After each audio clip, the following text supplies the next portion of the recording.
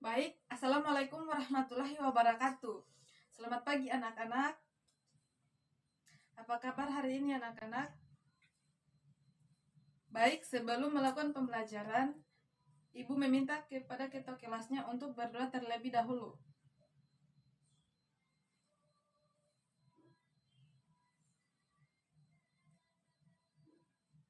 Baik, pada pagi hari ini kita akan membahas tentang kasus-kasus pelanggaran hak dan pengingkaran kewajiban warga negara.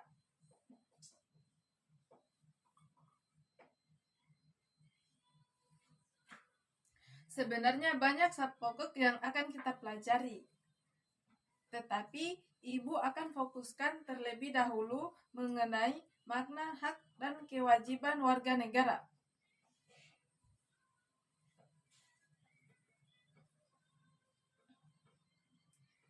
Baik, Ibu akan berikan pertanyaan.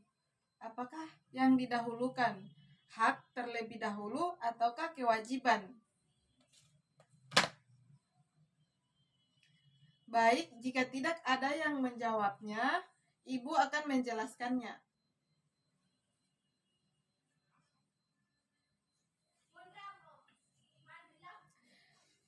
Makna hak dan kewajiban warga negara. Hak adalah semua hal yang Anda peroleh atau dapatkan. Sedangkan hak asasi manusia adalah hak dasar atau pokok yang diberikan oleh Tuhan kepada manusia sejak dalam kandungan yang dilindungi oleh Undang-Undang Dasar. Mungkin anak-anak bisa mencatatnya. Mengenai ciri-ciri hukum asasi manusia. Pertama, universal, berlaku untuk semua orang. Kedua, hakiki, benar adanya dan sangat mendasar. Tiga, tidak dapat dicabut. Empat, tidak dapat dibagi pelaksanaan hukum asasi manusia dibatasi dengan hukum dan hak orang. Hak warga negara adalah seperangkat hak yang melekat dalam kedudukannya sebagai anggota dari sebuah negara. Hak ini meliputi hak konstitusional dan hak hukum. Apa itu hak konstitusional? Hak konstitusional adalah hak yang dijamin di dalam dan oleh Undang-Undang Dasar Negara Republik Indonesia tahun 1945.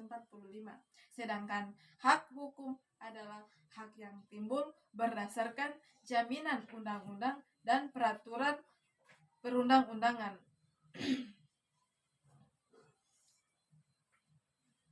Nah, contohnya seperti apa?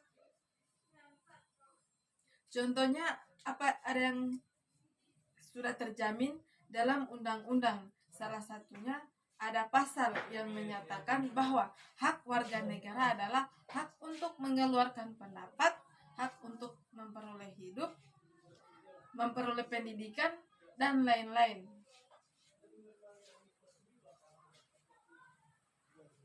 Baik, di sini selanjutnya akan membahas tentang kewajiban. Ia secara sederhana dapat diartikan sebagai segala sesuatu yang harus dilaksanakan dengan penuh tanggung jawab. Kewajiban warga negara dapat diartikan sebagai tindakan atau perbuatan yang harus dilakukan oleh warga negara sebagaimana diatur dalam ketentuan perundang-undangan yang berlaku.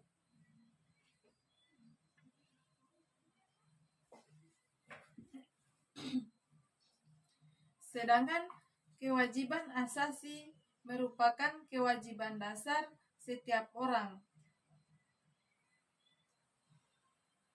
Baik, Di sini dari 3 pengertian ini anak-anak bisa membedakan pengertian kewajiban secara sederhana, kewajiban warga negara, dan kewajiban asasi.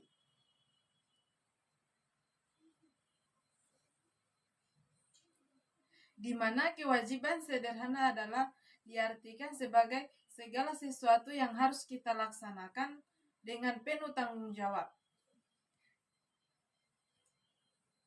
Namanya juga tanggung jawab kalau kita diberikan suatu pekerjaan, dilaksanakannya dengan penuh tanggung jawab.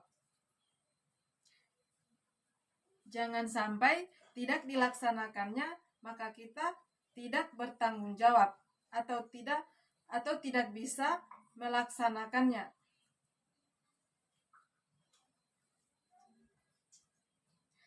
Nah, sampai di sini anak-anak sudah ada yang paham?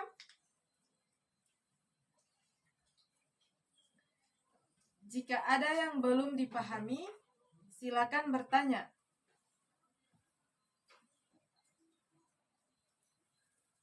Baik, Ibu akan melanjutkan materi.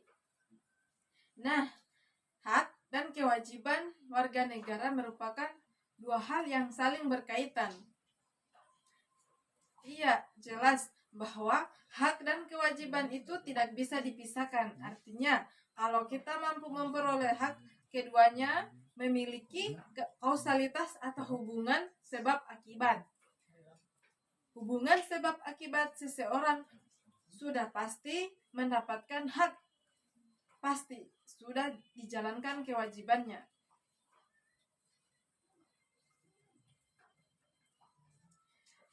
Iya, jelas bahwa hak dan kewajiban itu tidak bisa dipisahkan. Artinya, kalau kita mampu memperoleh hak, keduanya memiliki kausalitas atau hubungan sebab akibat. Sebab akibat seseorang pasti sudah mendapatkan hak, pasti sudah jalankan kewajibannya.